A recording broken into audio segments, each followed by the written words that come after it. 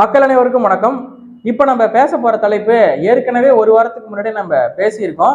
மே 4ஆம் தேதி, அதாவது நாளைக்கு நாம் தமிழர் கட்சி வடலூரில் இருக்கக்கூடிய வள்ளலார் சத்தியஞான சபைக்கு பக்கத்துல போராட்டம் ஒன்றை அறிவித்திருந்தாங்க.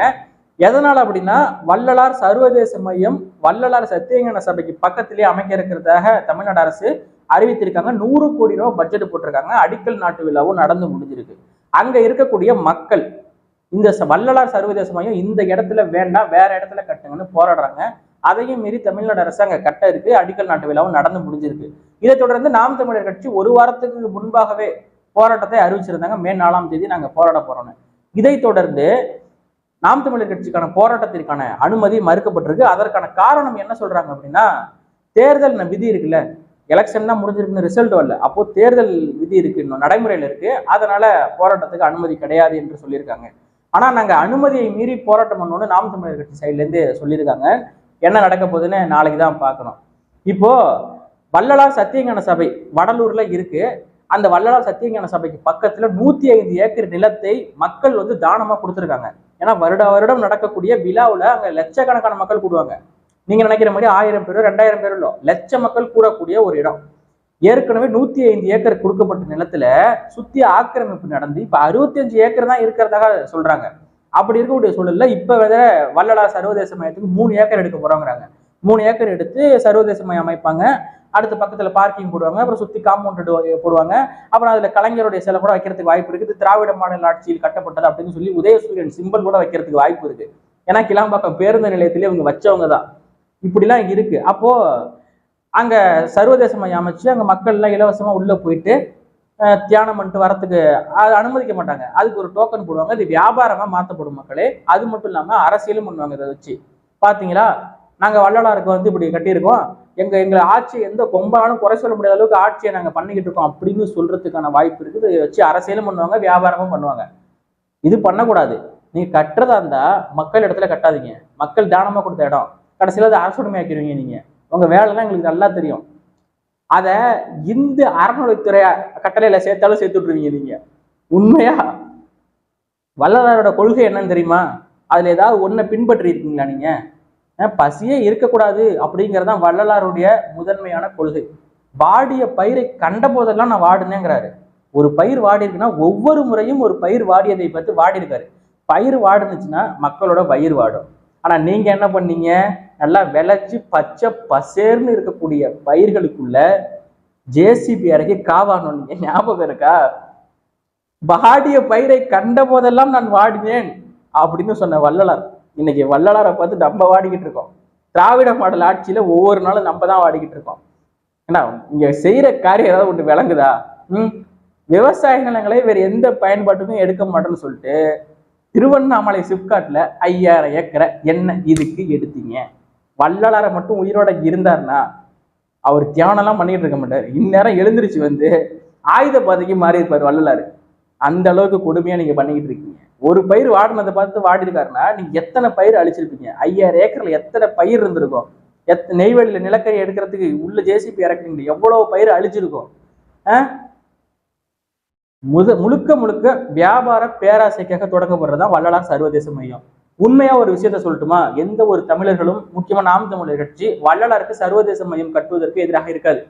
இன்னைக்கு இருக்கக்கூடிய சூழல்ல வள்ளலாருக்கு சர்வதேச மையம் கட்டணும். வள்ளலாரின் புகழை உலகெங்கும் தெரிந்து கொள்ள வேண்டும். முக்கியமாக தமிழ்நாட்டு தமிழர்களை தெரிந்து கொள்ள வேண்டும். நிறைய பேருக்கு தெரியாது. இந்த பாடலை சொன்னா கூட தெரிய வாய்ப்பு இருக்கு. வாடிய பயிரை கட்ட போதெல்லாம் வாடினு இந்த பாடலை சொன்னா கூட தெரியறதுக்கு வாய்ப்பு இருக்கு. பொதுவா போய் வள்ளலார்னு கேட்டா அவங்க கொஞ்சம் யோசிப்பாங்க. அந்த நிலைமையில தான் இருக்கு இன்னைக்கு தமிழ்நாடு. முதல்ல வள்ளலாருடைய கொள்கைகளை தெரிஞ்சுக்கணும். ஏன்னா இன்னைக்கு இருக்கக்கூடிய சூழல் அப்படி. பசி பஞ்சம் நாட்டுல தலைவிரிச்சாடுது. இரவு உணவு இல்லாமல் 26 லட்சம் பேர் உறங்க போறார்கள் இந்தியாவில் அப்படின்னு சொல்லி கணக்கு இருக்கு. எத்தனையோ பேர் பசியால செத்துக்கிட்டு இருக்காங்க. அந்த பசி பஞ்சத்தை போக்கணுங்கிறது தான் வள்ளலாரின் முதன்மையான கொள்கை. அதை முதல்ல நீங்க செஞ்சுட்டு அதுக்கப்புறம் வள்ளலாருக்கு சர்வதேச மையம் கட்டுங்க. கட்டவே வேணாம்னு சொல்ல, வேற இடத்துல கட்டுங்க. ஆனா சாராய கடையை திறந்து வச்சுக்கிட்டு மக்களோட வயிற்றுல அடிச்சுக்கிட்டு மக்களோட தாலியை அறுத்துக்கிட்டு சாராயத்தால நாடு நாசமா போய் கிடக்கு. சாராயம் குடிக்கிறதுனால வீட்டுல பொண்டாட்டி பிள்ளைலாம் பட்னியா கிடக்கு. இவ்வளவு பிரச்சனைகள் இருக்கும் பொழுது நீங்க இதெல்லாம் டிராமா தான். இதை இந்து அறநிலைத்துறையில சேர்த்தாலும் சேர்த்துருவாங்க. என்னுடைய கணிப்பு நான் சொல்றேன். இவங்க பண்ணக்கூடிய ஆள் தான். எந்தெந்த இடத்துலலாம் கை வைக்க முடியுமோ அந்தந்த இடத்துலலாம் கை வைப்பாங்க.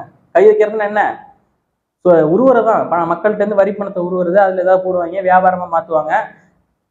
அதை மிகப்பெரிய அளவுல வியாபாரமா மாத்துவாங்க. வேற என்ன வள்ளலார் மேல இவங்களுக்குன்னா அக்கறையா? மக்களின் கோரிக்கைக்கு ஏற்ப மக்கள் கேட்கக்கூடிய ஏதாவது ஒரு விஷயத்த செஞ்சிருக்கீங்களா? மக்கள் எதையெல்லாம் வேண்டாம்னு சொல்லி போராடுறாங்களோ அதையெல்லாம் 5 வருஷத்துல என்னென்னலாம் பண்ண முடியுமோ அதெல்லாம் பண்ணிட்டு இருக்கீங்க.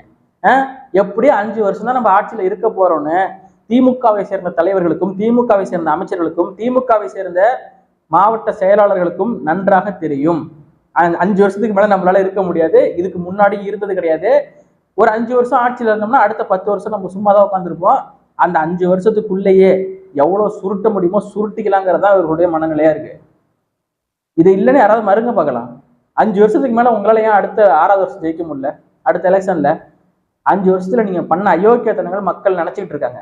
அடுத்த 10 வருஷத்துல மறந்துடுறாங்க, திரும்ப உங்களுக்கு அதிகாரத்தை கொடுத்துடுறாங்க.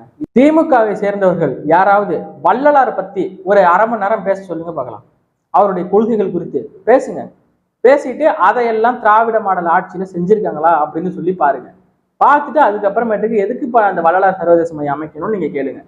முதல்ல எதுக்கு நீங்க அமைக்கிறீங்க? வள்ளலார் மேல உங்களுக்கு அக்கறை கிடையாது, அது நல்லா தெரியும். மக்கள் வேணான்னு சொல்றாங்க, அதையும் மீறி நாங்க அமைப்போம்னு சொல்றதுக்கான காரணம் என்ன? அதுல பெருசா ஏதோ வியாபாரம் இருக்கு. 100 கோடி ரூபாய் பட்ஜெட் ஒதுக்குறாங்கன்னா அதுல அதை விட ஏதோ சம்பாதிக்க பாக்குறாங்க, அவ்வளவுதான். உள்ள போறதுக்கு டோக்கனு, வெளிநாட்டுல இருந்து சுற்றுலாக்கள்லாம் வந்து இதை வந்து பார்த்துட்டு போவாங்க. இதுக்குதான் அமைக்கிறாங்க, வேற எதுக்கு அமைக்கிறாங்க? அந்த இடத்துல கலைஞர் கருணாநிதியின் புகைப்படமும் இது திராவிட மாடல் ஆட்சியில் கட்டப்பட்டதும் போடுவாங்க. வேற எதுக்கு அமைக்கிறாங்க? இதுதான் உங்களுடைய முதன்மையான நோக்கமே தவிர வள்ளலாரின் புகழை உலகம் முழுக்க எல்லோரும் தெரிந்து கொள்ள வேண்டும் என்று நினைக்கிறாங்களா திராவிட மாடல்? ஐயா ஸ்டாலின் நினைக்கிறாரா? சொல்லுங்க.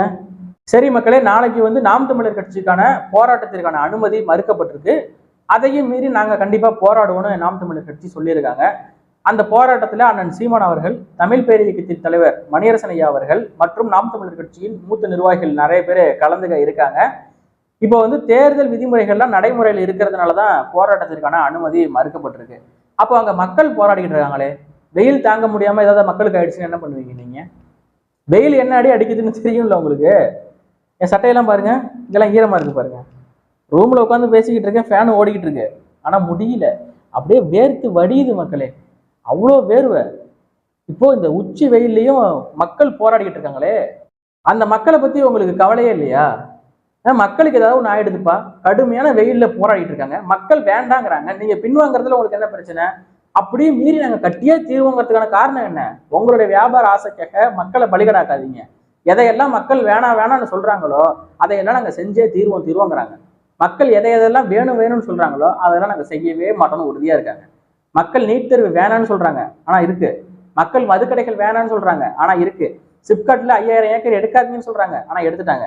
நெய்வேலியில விவசாய நிலங்களுக்குள்ள இறங்காதீங்கன்னு சொன்னாங்க, ஆனா இறங்கிட்டாங்க. இப்போ இது வேணான்னு சொல்றாங்க, இல்ல இல்ல வேணுங்கிறாங்க. என்னடா உங்க ஏதாவது ஒரு வெறிதான் வருது.